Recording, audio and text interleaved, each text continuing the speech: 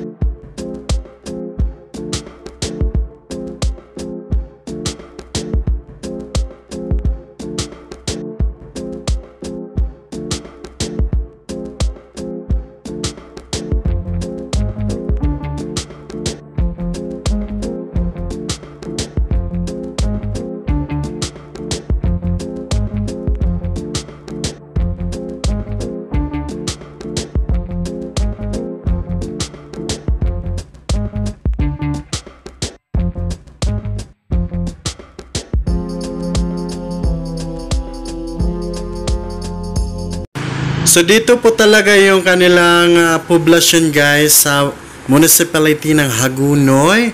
Crossing po ito guys, yung kaliwa, doon po papunta yung mga public market.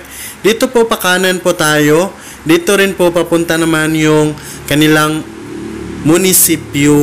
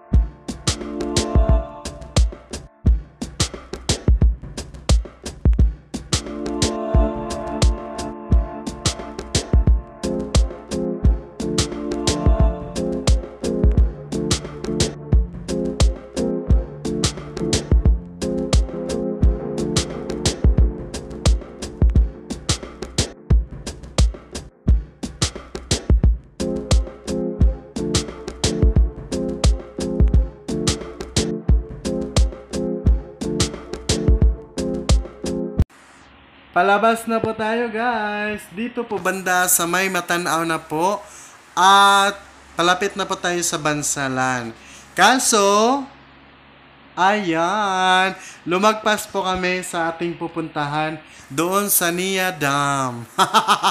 So actually guys, napunta pa kami sa barangay hall ng Barangay Managa, no? Bansalan, which is dito rin na barangay matatagpuan ang Nia Dam.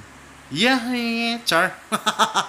So dito banda guys, kailangan nyo pong i-landmark ito na mayroon pong malaking tarpaulin na may korheso at saka crossing. Dito po kayo liliko. Yan, tulad dito. Yan. Papunta na po yan doon sa Nia Dam. Sa dulo po niyan. Di ba? Napakabilis pong tontonin, pero kami hindi. Lumagpas talaga kami doon sa barangay hall. Ang inyong palatandaan guys, pag nakita nyo na yung I Love Managa Elementary School, ay lumagpas na po kayo niyan. Kaya kami nakabalik. Dito lang po pala, hindi pa siya makaabot ng elementary school. So ayan na guys, dito palang banda, maramdaman mo na ang yung parang freshness ng kagubatan. Char. At saka napaka-enjoy dito guys kasi para kang bumalik sa dati kasi pwede dito mag-swimming, pwede kang mag-slide sa napakahabang dam. Jar! Diba napakaganda? Parang nasa movie guys, no? Yung King Kong. So ito na po siya guys. Ayan. So papakita ko po sa inyo ngayon. Ano ba yan? Nakabulol-bulol tayo. Oy! Meron ditong malaking free parking. Ayan. So magkaano talaga kayo dito? Walang bayad po yan. Merong bayad po dito yung cottage, meron ditong 100 lang. At saka kung couple po kayo, good for 2 persons, ay 50 pesos lamang po. Lalo't lalo na kung madali lamang po kayo. So ito po yung Nia Dam. Chor! Di ba napakaganda? National Irrigation Administration or NIA. Ayan. This was built on 1990s. Di ba napakaganda dito guys? Saka yung ambience ng paligid. Yung naturist. Naturist. Napaka-grainy. Ang maganda dito guys, yung mag-picnic kayo, yung mag-bonding kayo family, tsaka mag-bonding kayo ng mga barkada nyo. Perfect itong magsama-sama dito sa lugar na ito. Char. Ano ba yan, oy? And by the way guys, wala po itong entrance fee. At saka yun lang. Char. Maganda rin yung mga tanawin. Good for Instagrammable. Char. Kung mahilig kayo mag-social media dyan, oy. Kung mahilig din naman kayo mag-slide dyan, super napakaganda. Meron akong ditong capture. Tingnan nyo lamang po ito. Char. Yun, medyo malayo. Pero meron pa itong isa pang video na medyo malapit ko po silang nakunan. Char! Di ba napakaganda? Maganda dyan guys, in person now. Oh? Wow! Oh, ayun o. Oh. Ay, hindi ba yung masakit on? Hindi ko yung nasubukan. It is because guys, wala kaming dalang damit kasi madali lang kami talaga. Meron kaming lakad dyan. Diba? Nag-exhibition si Kuya. So that's it for today's video guys. For sama sa magsama. Ayan. Diba napakaganda? And of course, meron po sila ditong cottages daw, which is 100 pesos yung abang nyo at saka 50 pesos pag dalawa lamang po kayo. So walang entrance fee kasi this is government naman talaga ito ay. So nasulit dito pag maliligo po kayo dito. Ayan. Super yung slides.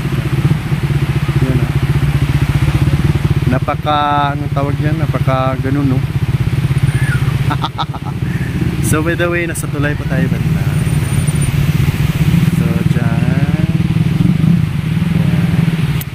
Yeah, bye-bye.